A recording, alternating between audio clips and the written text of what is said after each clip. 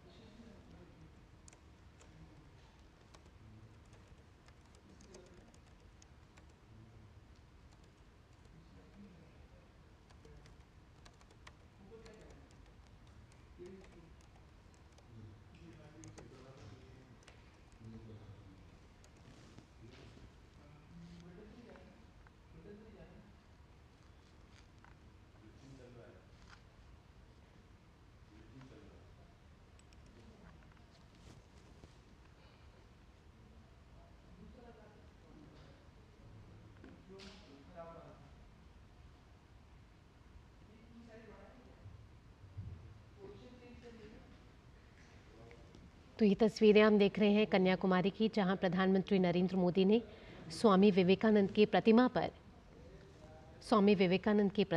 पुष्प अर्पित किए हैं। प्रधानमंत्री नरेंद्र मोदी ने स्वामी विवेकानंद को नमन किया। आपको बता दें कि प्रधानमंत्री नरेंद्र मोदी कन्याकुमारी के विवेकानंद रॉक मेमोरियल में साधना कर रहे थे। इससे पहले प्रधानमंत्री ने सुबह की शुरुआत सूर्य पूजा के साथ की थी। ये तस्वीरें आप देख रहे हैं कन्याकुमारी से, जहां प्रधानमंत्री नरेंद्र मोदी ने स्वामी विवेकानंद की प्रतिमा पर पुष्प अर्पित किए और नमन किया। 1 2 3 4 5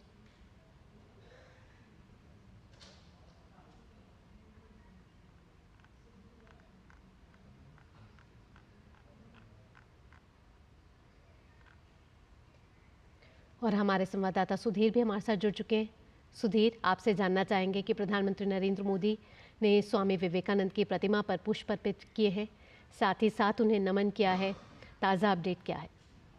बिल्कुल भावना, देखिए अपनी साधना के बाद से प्रधानमंत्री मोदी यहाँ से निकले हैं। न केवल स्वामी विवेकानंद की जो प्रतिमा है वहाँ उन्होंने माल्यार्पण किया है, अपने श्रद्धा सुमन अर्पित किए। उसके साथ ही जो संत थिरुवल्लुवर की एक विशालकाय प्रतिमा यहाँ है उस पर भी प्रधानमंत्री पहुंचे हैं। वहाँ उन्होंने माल्यार्पण किया है, वहाँ उनको श्रद्धा सुमन अर्पित किए हैं और उसके बाद से प्रधानमंत्री यहाँ से जो उनका प्रवास था, 3 दिन का जो ध्यान का उनका प्रवास था, उसके बाद से यहाँ से निकले हैं। भावना, साथ ही साथ प्रधानमंत्री की कहीं तो जो साधना थी वो संपन्न हो गई है और प्रधानमंत्री ने उसके बाद स्वामी विवेकानंद की प्रतिमा पर सबसे पहले माल्यार्पण किया। सुधीर जी भावना, बिल्कुल। देखिए जो प्रधानमंत्री की साधना थी, जिस साधना में वो रहे लगातार, अपने आप में बहुत अनूठी और बिल्कुल एक विशेष साधना थी। और जिस तरीके से भावना हम जानते हैं कि 1893 का जो विश्व धर्म सम्मेलन था, जब स्वामी विवेकानंद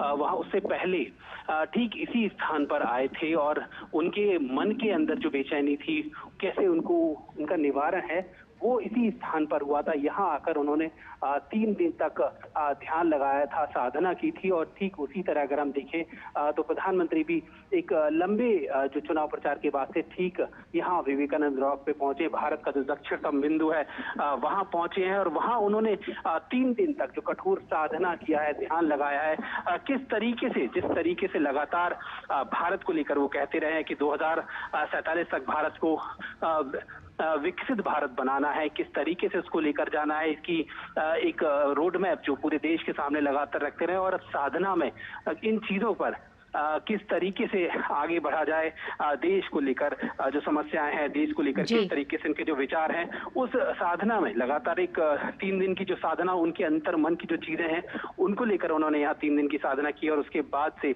अभी कुछ देर पहले यहाँ से वो जो स्वामी विवेकानंद की जो प्रतिमा है यहाँ, उस पर माल्यार्पण करने के बाद उसके ठीक बराबर में संत जो थिरुवल्लुवर है उनकी एक विशालकाय प्रतिमा है, उस पर भी उन्होंने माल्यार्पण किया है, श्रद्धा सुमन अर्पित उपस्थित किए हैं और उसके बाद से यहाँ से वो निकले हैं। जी भावना। जी सुधीर, साथ ही साथ आप ये बता रहे थे कि 131 साल पहले जब स्वामी विवेकानंद यहाँ आए थे, तब भारत दर्शन करने के बाद उन्होंने गरीबों से बात करी थी, उन्होंने उनके उत्थान की बात करी थी और उसके बाद वो ध्यान लगाया था उन्होंने इसी जगह पे। और आज प्रधानमंत्री नरेंद्र मोदी ने भी यहाँ ध्यान लगाया है। कहीं ना कहीं ये एकता का संदेश भी देता है। बिल्कुल भावना, देखिए दोनों जो अगर हम घटनाओं को देखें तो दोनों में बहुत समानता है। ठीक जब स्वामी विवेकानंद यहाँ पहुंचे थे तो उन्होंने पूरा भारत भ्रमण किया था।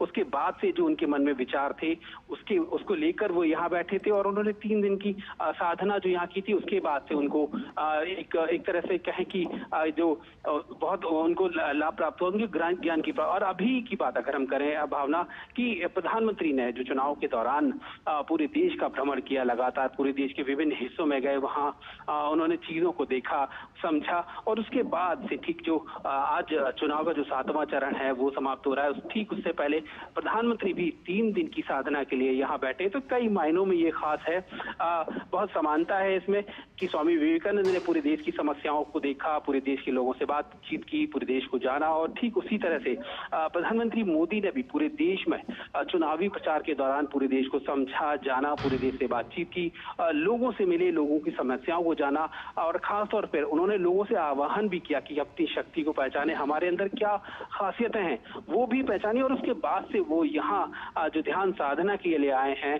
ध्यान साधना के लिए पहुंचे, वो कई मायनों में खास है। ये अपने आप में बिल्कुल साफ तौर पर दर्शाता है कि विकसित भारत के लिए, देश के लिए प्रधानमंत्री की जो दूरदृष्टि है वो किस मायने में खास है और उसको किस तरीके से बिल्कुल एक नई दिशा देनी है